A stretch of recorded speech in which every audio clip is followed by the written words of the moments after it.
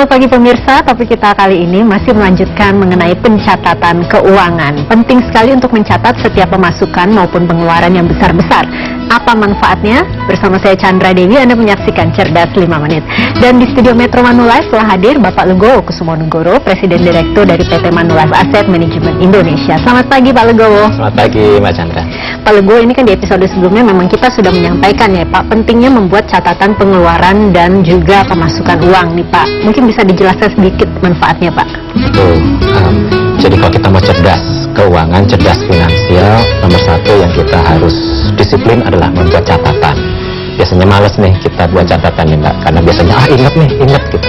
Tapi yang kunci suksesnya adalah kita harus buat catatan supaya kita bisa punya referensi sebetulnya kita kesalahannya di mana gitu.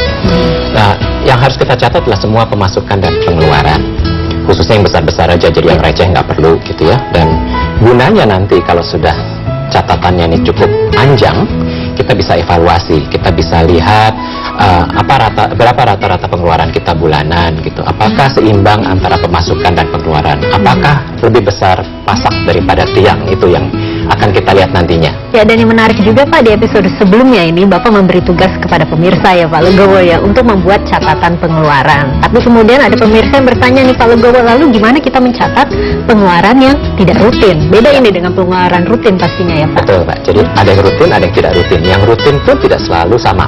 Ada rutin mingguan, ada 2 mingguan, ada yang setiap bulanan, ada yang 3 bulanan, mungkin ada yang 6 bulan, ada yang setiap setahun sekali. Ada juga yang sama sekali tidak rutin. Gitu, misalnya kita memperbaiki rumah, mobil rusak, masuk rumah sakit, berobat dan sebagainya. Jadi memang ada rutin, tidak rutin, dan ini akibatnya adalah kadang-kadang di 1 bulan kita pengeluarannya sedikit, di bulan berikutnya kita mungkin pencatatannya jadi banyak karena banyak pengeluaran di bulan tersebut. Itu makanya kita harus disebulankan. Disebulankan, pengeluaran disebulankan maksudnya Pak? Pengeluarannya harus disebulankan. Bagaimana jadi seakan-akan dirata-ratakan lah. Kenapa disebulankan? Karena kita harus membuat satuan yang sama dengan pemasukan. Umumnya kita pemasukannya adalah bulanan ya, gajian gitu. Nah, pengeluarannya pun harus kita gunakan satuan yang sama, jadi disebulankan. Apa yang harus kita lakukan? Jadi contohnya kalau kita belanja mingguan, disebulankan ya, biaya mingguan ini kita kali 52, kemudian dibagi 12. Kalau yang bulanan, karena sudah 1 bulan sekali ya sudah, tidak perlu diapa-apakan.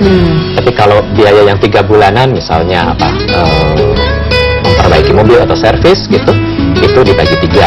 Atau ngontrak rumah untuk setahun dibagi 12. Dibagi 12 gitu ya Pak ya? Demikian. Jadi kalau ternyata pengeluarannya nggak rutin, pengeluaran mendadak, itu juga kembali lagi harus dibagi. Itu dia, yang tidak rutin lebih susah kan? Iya. Kita nggak tahu sakitnya kapan gitu kan. Jadi kita kalikan saja dalam 1 tahun tuh kita sakit berapa kali gitu.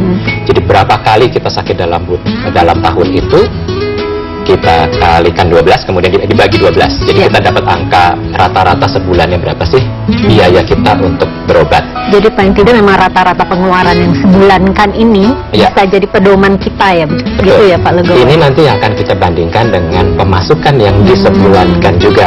Terutama kalau pemasukannya tidak rutin ya, belum tentu gajian bulanan, itu harus kita bandingkan yang sebulan pemasukan sama sebulan pengeluaran. Pastinya ini paling tidak harus balance ya Pak ya.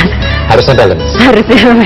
Harusnya balance, dan kalau yang baik adalah positif ya, pemasukannya rata-rata lebih besar daripada pengeluaran. Kalau pengeluaran lebih besar, bisa dikatakan kita lebih besar pasak daripada tiang. Kita harus hati-hati. Oke, ini kalau pemirsa barangkali ada yang butuh contoh catatan Pak, paling tidak untuk pengeluaran disebulankan ini, bagaimana ya Pak? Kita sih ada template-nya ya, atau contoh untuk kalkulasinya, mana biaya-biaya yang bisa dimasukkan mingguan, mana yang bulanan, 3 bulanan, 6 bulanan gitu, supaya pemirsa bisa jadi pedoman gitu ya, gimana cara membuat sebulankannya itu. Bagaimana? Kita mendapatkan bagaimana caranya? Kirim email aja ke Cerdas 5 Menit, nanti kita bantu, kita kasih template-nya. Baik, terima kasih Pak Legowo atas informasi dan kehadirannya Pak ya. Sama-sama Pak Chandra. Dan pemirsa, demikianlah Cerdas 5 Menit, cerdas finansial untuk episode kali ini. Saya Chandra Dewi, terima kasih atas perhatiannya. Sampai jumpa. Terima kasih Pak.